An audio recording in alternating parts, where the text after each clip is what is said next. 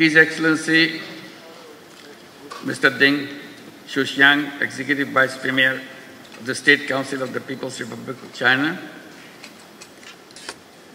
His Excellency Mr. Ban Ki-moon, former Secretary General of the United Nations and Chairman of the Boao Forum for Asia, His Excellency Mr. Zhang Zhun, Secretary General of Boao Forum for Asia, Excellencies, ladies and gentlemen, Assalamu alaikum. Good morning. Thank you for inviting me to share my thoughts at this forum on the timely theme of Asia in the changing world towards a shared future. This forum takes place at a critical juncture. Global governance under multilateralism is being questioned. Geopolitical tensions are rising. Climate change is escalating. Debt burdens are unsustainable. Humanitarian crises are growing. Political will for development cooperation is weakening. The world is facing an alarming shortfall in collective action.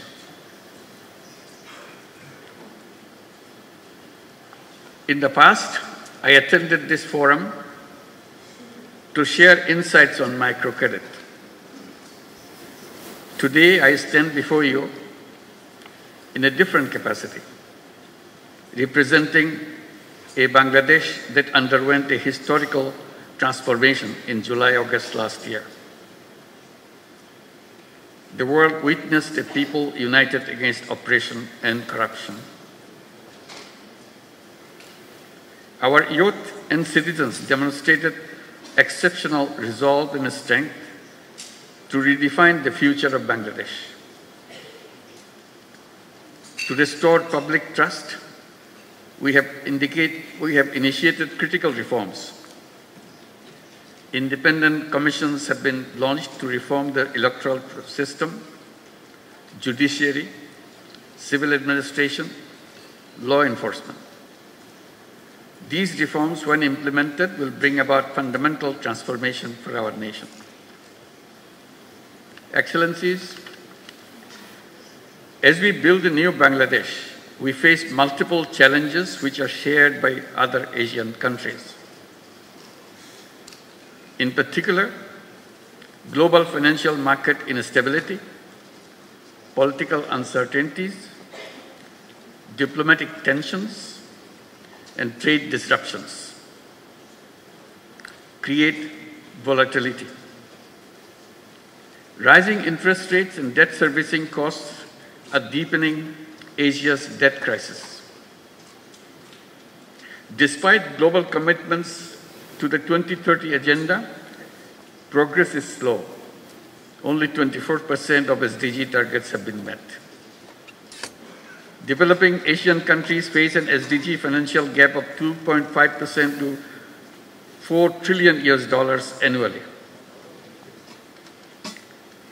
Beyond SDG financing, Asia also needs large-scale investments in infrastructure and economic diversification through responsible financing.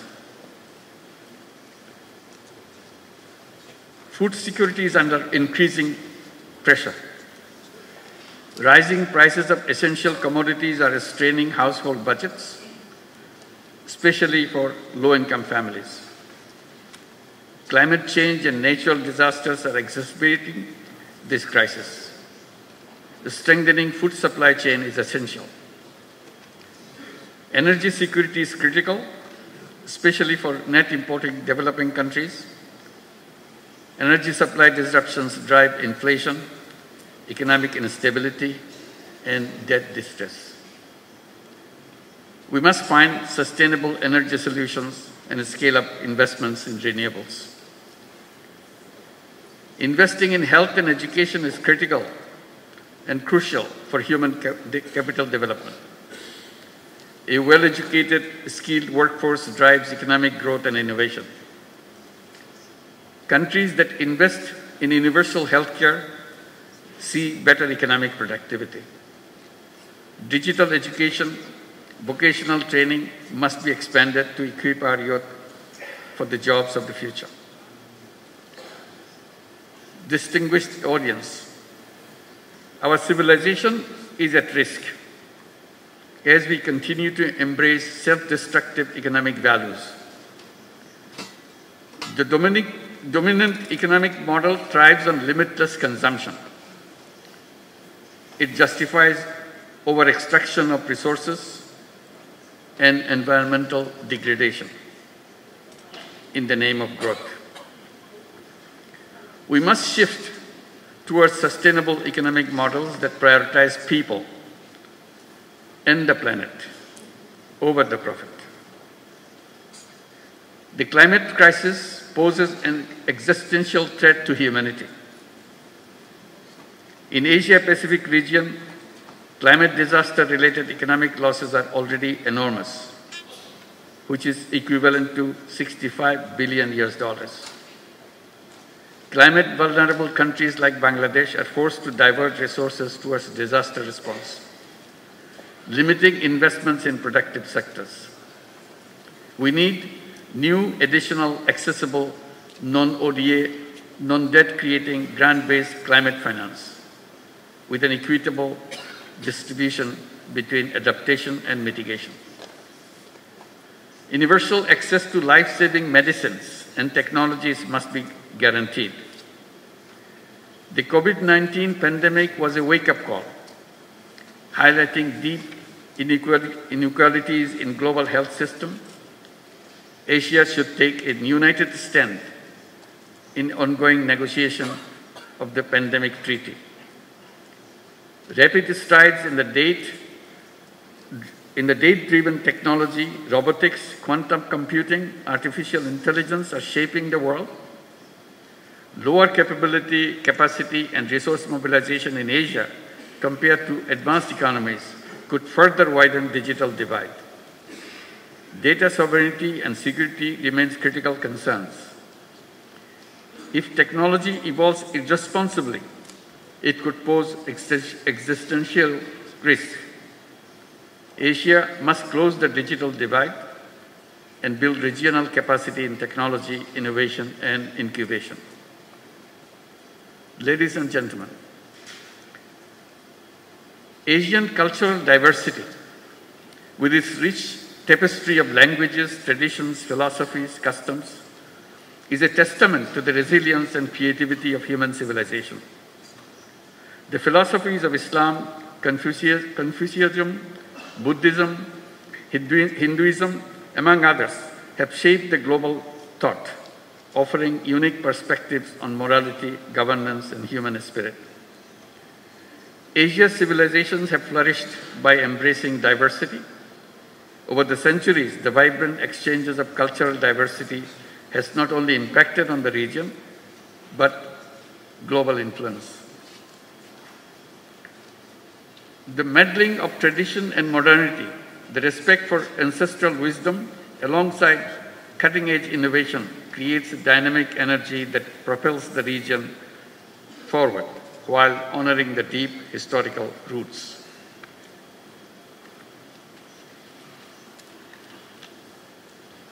Asia's demographic dividend presents immense potential. A growing workforce, particularly young people, can drive innovations and productivity. We must provide them access to finance for entrepreneurship and sustainable solutions. Investing in human capital and in the education system, aligned with the evolving global job market, will shape Asia's future competitiveness. Women's labor force participation in Asia remains low. Gender gaps persist in leadership and decision-making. We must remove barriers to women economic empowerment and ensure equal access to opportunities. In today's polycrisis world, wars and conflicts erode rights and disrupt economics. The genocide in Gaza continues despite global condemnation. The crisis in Palestine is not just an Arab or a Muslim concern, it is a humanitarian issue. The continued tension in Ukraine is heavily tolling on our global supply chain. The protracted crisis in Myanmar threatens regional stability. For more than 7 years, Bangladesh has been hosting over 1.2 million forcibly displaced Rohingyas who are Myanmar nationals. We continue to bear significant social, economic, and environmental costs. The UN Secretary General recently visited the camps in solidarity. While global efforts are drastically shrinking but continuing, Asian leaders must come together to ensure their safe and dignified repatriation to their home country, Myanmar. Distinguished audience, in this changing world, the destinies of Asian countries are intertwined. We must chart a clear roadmap for a shared future and a shared prosperity.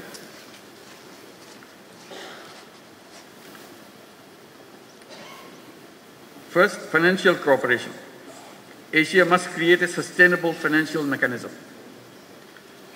Regional MDBs and similar institutions should lead this effort. We need reliable funds that address our challenges and meet our growing demands. Second, trade cooperation. Asia remains one of the least integrated regions. This weak integration stifles investment and trade. We must work to boost trade cooperation immediately. Third, food and agricultural cooperation. We must promote resource-efficient farming. Domestic production must be enhanced for food security. We need to reduce imports reliance and achieve self-sufficiency. Expanding tech-based sustainable agricultural solutions and innovations in regenerative and climate-smart farming is key. Finally, mobilizing intellectual resources and youth power must be at the center of our collective actions. We must lay the foundation for a new civilization, a self-preserving and self-reinforcing society. We must create a world of 3 zeros: zero net carbon emission, zero wealth concentration, and zero unemployment. Our economy should focus on social business, which is increasingly regarded as to chart the future of business, where innovation, purpose, and responsibility converge. Boao Forum and other similar initiatives in Asia should enhance collaboration of youth and entrepreneurs, and particularly youth entrepreneurs, to make Asia a better place for our generations to come. As I mentioned, always, every young person should grow up as a 3-0 person, with zero net carbon emissions, zero wealth concentration, and zero unemployment through entrepreneurship and social business. This is the shared future we in Asia must create together. Thank you very much for your attention.